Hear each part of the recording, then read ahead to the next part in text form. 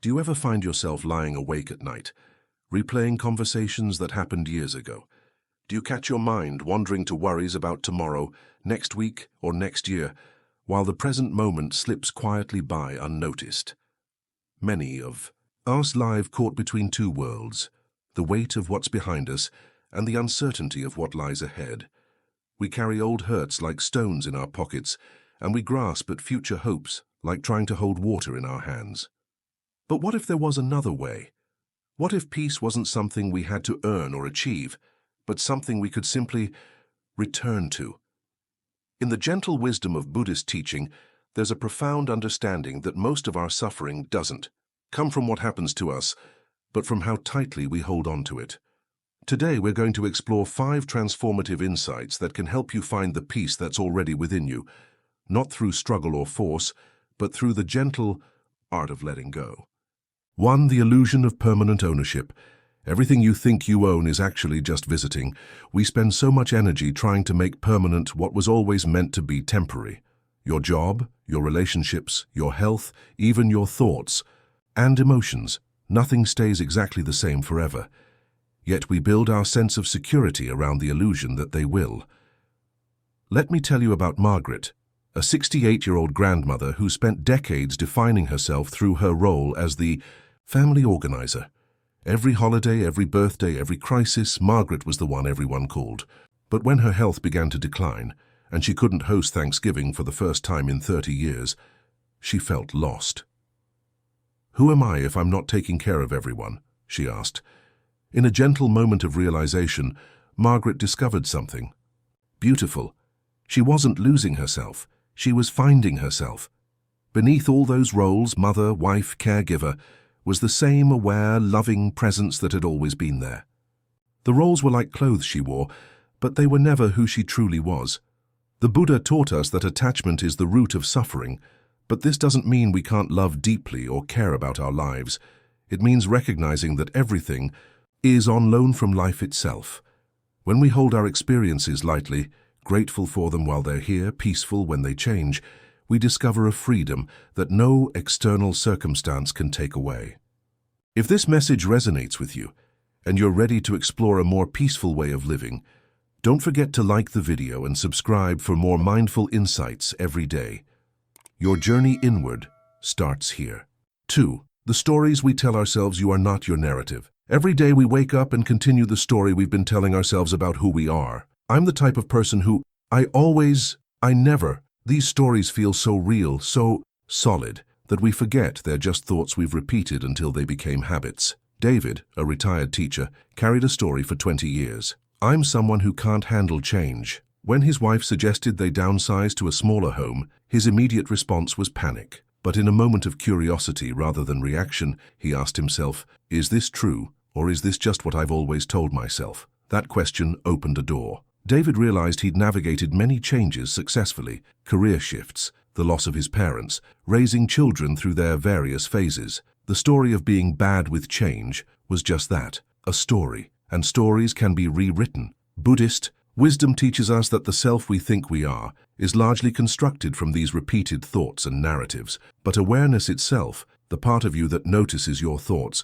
remains constant and unchanging. When you recognize yourself as the witness of your stories rather than the star of them, you find a peace that doesn't depend on the plot. 3. The paradox of control. The more you try to control, the more out of control you feel. We live in a culture that tells us we should be able to manage everything: our emotions, our circumstances, other people's reactions, even the weather's impact on our mood. But the harder we grip, the more stress we create. It's like trying to steer a river, exhausting and ultimately impossible. There's a beautiful Zen saying, "You are perfect as you are, and you could use a little improvement." This isn't a contradiction, it's wisdom. You can take care of what's truly in your control, your responses, your choices, your daily practices, while releasing your grip on everything else. Consider Rosa, who spent years worrying about her adult children's choices. Every phone call brought new anxiety about their careers, relationships, and decisions. The breakthrough came when she realized that her worry wasn't helping them, and it was certainly destroying her peace. She learned to offer love and support without trying to control outcomes, discovering that this actually strengthened her relationships with her children. The practice here is simple but profound. Regularly ask yourself, is this within my control? If yes, take appropriate action. If no, take a breath and let it go. This isn't indifference, it's wisdom. It's the difference between caring and carrying. 4. The sacred practice of presence. Right here, right now, there is enough. How often do you find yourself physically in one place but mentally somewhere else entirely? You're having coffee but thinking about yesterday's conversation. You're walking in nature but planning tomorrow's tasks.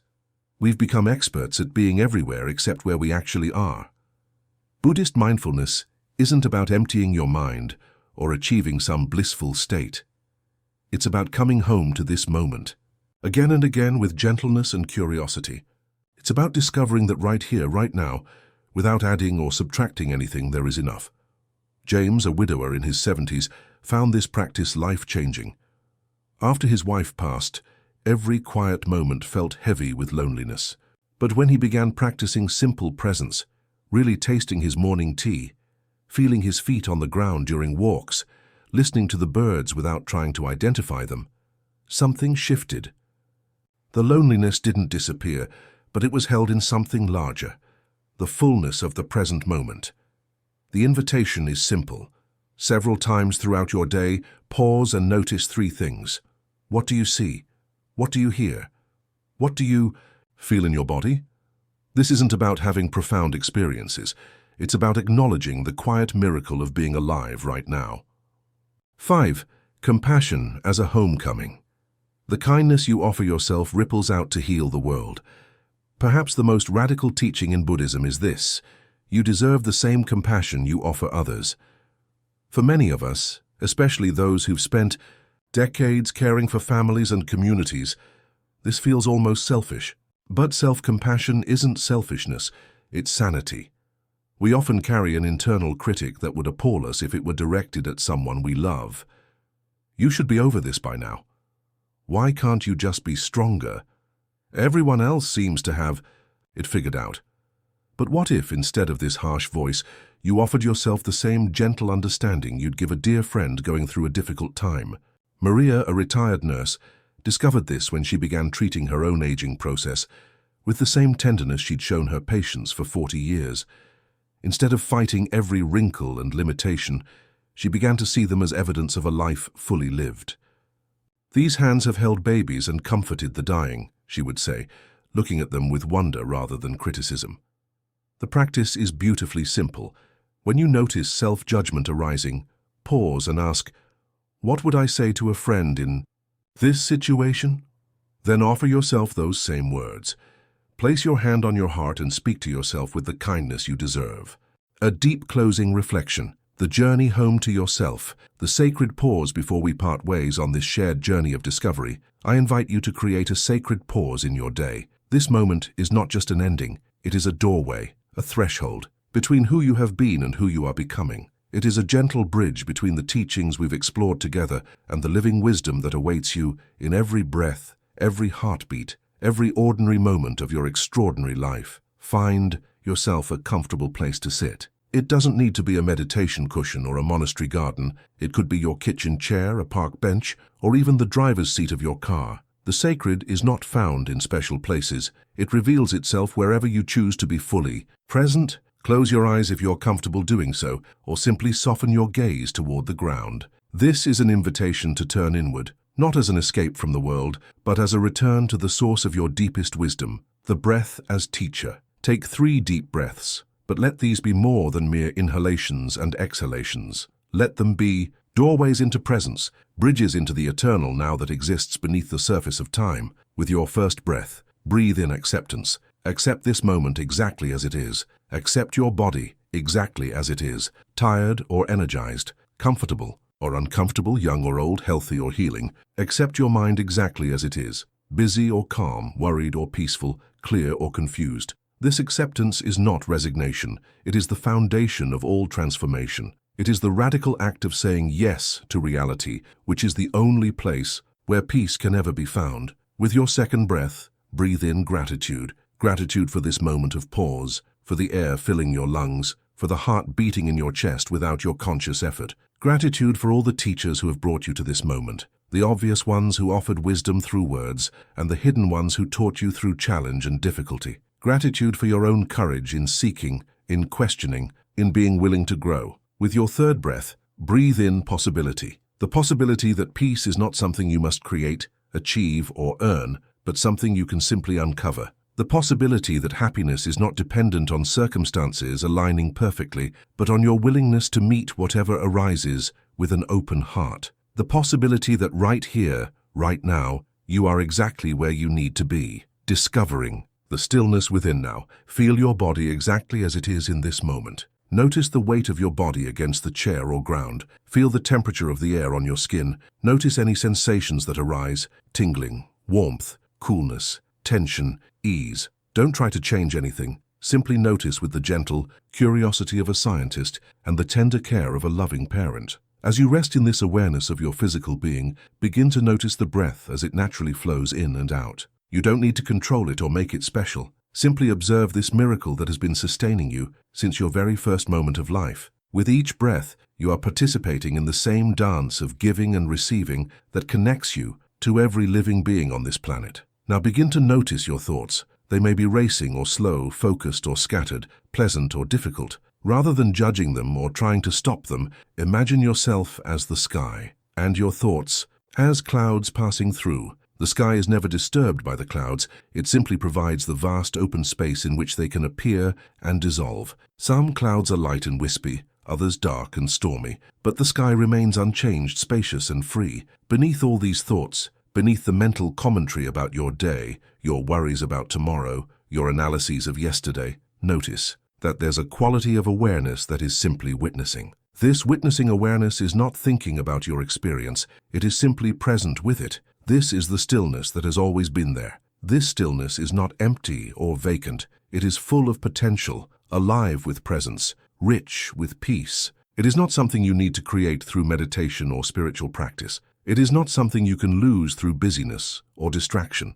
It is not something you must earn through good behavior or right thinking. It is your birthright, as natural to you as your own heartbeat, as essential to your being as the space in which your thoughts arise. This stillness is your true home, not a place you must travel to find, but the very ground of your being that you can recognize in any moment, anywhere, under any circumstances. The Buddhist path, tools for the journey. The Buddhist path doesn't promise a life without challenges. This is perhaps one of its most honest and liberating truths. You will still face loss and disappointment. You will still experience physical pain and emotional turbulence. You will still encounter people who misunderstand you and situations that don't unfold as you hoped. The weather of your outer and inner life will continue to change, sometimes gently, sometimes dramatically. But Buddhism offers something even more valuable than a life without difficulties. It provides the tools to meet whatever comes with grace, wisdom, and an unshakable inner peace. These tools are not theoretical concepts to be understood intellectually,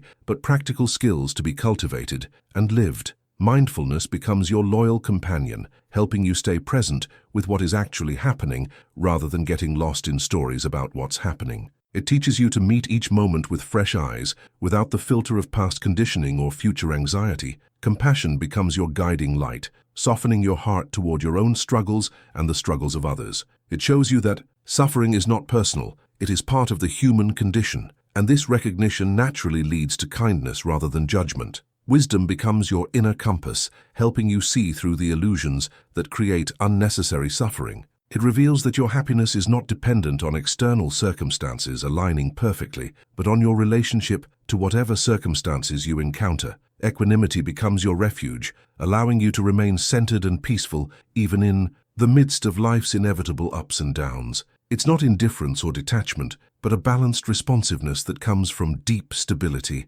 These tools are always available to you. They require no special equipment, no perfect conditions, no particular level of spiritual advancement. They can be practiced in traffic jams and boardrooms, in hospitals and grocery stores, in moments of celebration and periods of grief. The revolutionary question: what would your life look like if you truly believed that right here, right now, exactly as you are enough? Let this question sink deeply into your heart beyond the level of mental analysis. This is not a philosophical puzzle to be solved, but a living inquiry to be explored with your whole being. What would change in your relationships if you no longer needed others to validate your worth? How would you show up in your work, If you weren't driven by the need to prove yourself, how would you treat your body if you accepted it as it is, while still caring for it lovingly? How would you handle mistakes and failures if you understood them as natural parts of learning, rather than evidence of your inadequacy? What would it feel like to walk through your day without the constant undercurrent of